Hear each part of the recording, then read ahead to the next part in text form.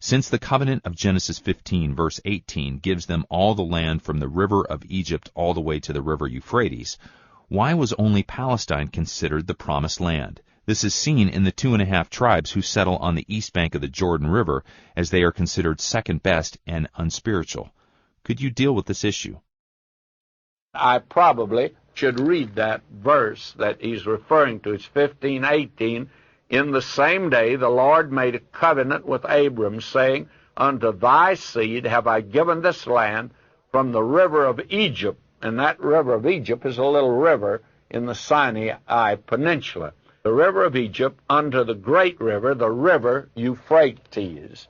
Now, he says, since the covenant of Genesis 15:18 gives them all the land from Egypt, that is, from the Sinai Peninsula, unto the river Euphrates, why was only Palestine considered the promised land, and therefore the settling of the 2.5 tribes there on the east bank of Jordan is treated as second best and unspiritual?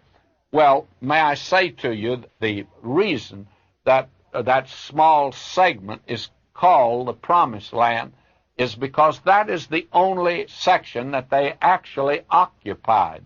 Now, the east bank of the Jordan, when they came into the land, though promised to them, and 2.5 tribes stayed over there.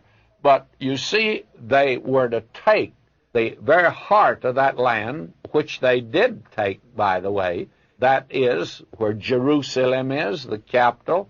That is where so many of the sacred places are located, is in that particular land, and that is called the Promised Land. And they were to go in there and take that section first, and then move out, which, of course, they never even took all of that was in there. The enemy dwelt in their midst all of the time, just as they have the same situation today in that land, that the Arab is still there. And I think, as the situation is now, he has a right to be in that land.